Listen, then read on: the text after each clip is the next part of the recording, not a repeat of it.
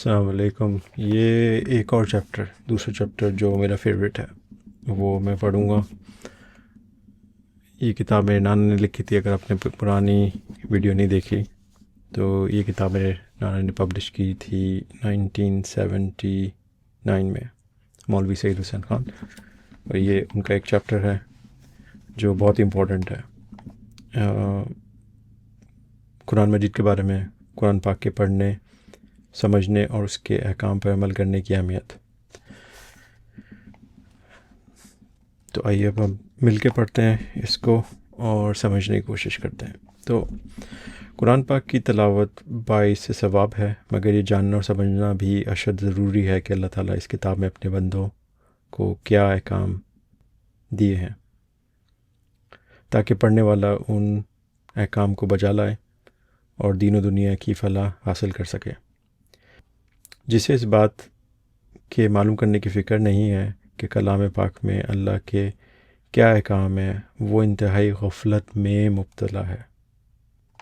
وہ لوگ جو عربی داں نہیں ہیں اور احکام الہی کو اردو ترجموں سے بھی معلوم کر سکتے ہیں، یہ عذر کہ قرآن پاک کے مطالب سمجھنے کا وقت نہیں ملتا اور اللہ تعالیٰ کے حضور قابل قبول نہیں ہے۔ جس شخص کا اللہ تعالیٰ پہ یقین ہے اور جو یہ ایمان رکھتا ہے کہ قرآن پاک اللہ تعالیٰ کا کلام ہے، وہ اس کے مطالب سمجھنے کی زیادہ سے زیادہ کوشش کرتا ہے، اور جس شخص کو اس کے سمجھنے کی فکر نہیں، وہ قرآن پاک کو پس پش ڈال کر اس پر عمل کرنے سے قاصر رہتا ہے۔ یہ شدید بھول ہے کہ انسان اس سے غافل نہ رہے کہ ہر آن ہر پل اسے موت کی طرف ڈھکیلا جا رہا ہے، اور بہرحال اسے موت کا مزہ چکھنا ہے اور اللہ کے حضور اپنے اعمال کی جواب دہی کرنی ہے۔ اللہ تعالیٰ کا ارشاد ہے، کہیں یہ زواں پذیر دنیا کی زندگی تجھے فریب میں مبتلا نہ کر دے اور مکار دھوکے باز شیطان تجھے اللہ کے معاملے میں دھوکے میں نہ ڈال رکھے۔ بندہ ظاہری اور باطنی گناہوں سے اسی وقت بچ سکتا ہے اور اللہ تعالیٰ کی فرمانبرداری کی راہ پر اسی وقت چل سکتا ہے جب اس کو یہ علم ہو کہ اللہ تعالیٰ کس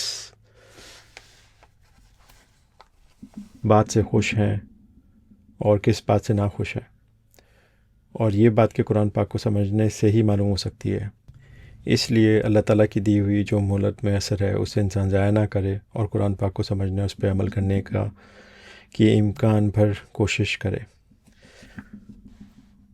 واضح رہے، قرآن پاک کو صحت کے ساتھ پڑھنا واجب ہے۔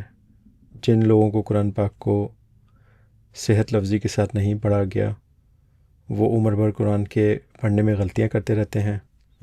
جب تک فکر سے کوشش نہ ہو، غلطیوں کی اصلاح نہیں ہو سکتی۔ ہر مسلمان کے لیے ضروری ہے کہ اگر اسے یہ اندیشہ ہے کہ قرآن پاک کی تلاوت میں اس سے غلطیاں سرزد ہوتی ہیں، تو اسے اپنا قرآن کسی صحت کے ساتھ پڑھنے والے کو سنا کر اپنی غلطیاں درست کر لینی چاہیے۔ مگر یہ کام اسی وقت ہو سکتا ہے جب قرآن کو صحت کے ساتھ پڑھنے کی فکر ہو۔ کوشش یہ ہونی چاہیے کہ ہر حرف، ہر لفظ ٹھیک ٹھیک پڑھا جائے، زیر زبر، پیش، تنوین، تشدید، جزم وغیرہ اعراب کا خیال رکھا جائے، ہائے ہتھی کا فرق، ذا، ذے، ذو اور فا کا فرق، اور سین، صاد اور سا کا فرق تلاوت کے وقت ملحوظ رہے۔ قرآن پاک ہدایت کا نور ہے۔ دس از امیزنگ یار، قرآن پاک ہدایت کا نور ہے۔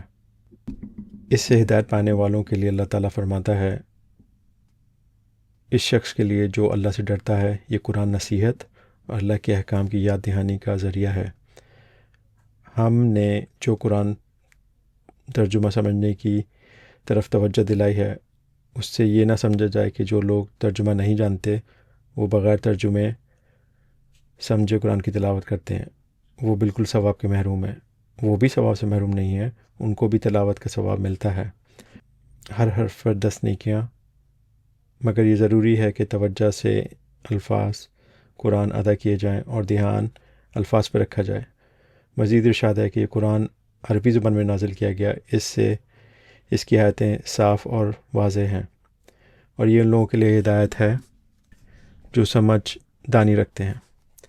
دانی دراصل یہی ہے کہ انسان اپنے محبوب حقیقی کے احکام سمجھے اور ان پر عمل کرنے میں کوتاہی نہ کرے۔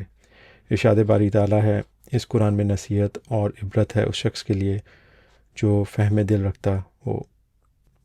یہ قرآن نصیحت ہے اور آسمانی کتاب ہے جس میں احکام نازل ہوئے ہیں تاکہ ایسے شخص کو ڈرائے کہ وہ اللہ کی نافرمانی سے بچے جو زندہ ہے، یعنی جس کا دل ایمان سے منور ہے۔ تو آئیے دعا کرتے ہیں، اللہ تعالیٰ نانا جان کو جنت الفردوس میں عطا فرمائے اور ہمیں توفیق عطا فرمائے کہ ہم صراط مستقیم کے راہ سے پہ چل سکیں۔ آمین یا رب العالمین۔ السلام علیکم۔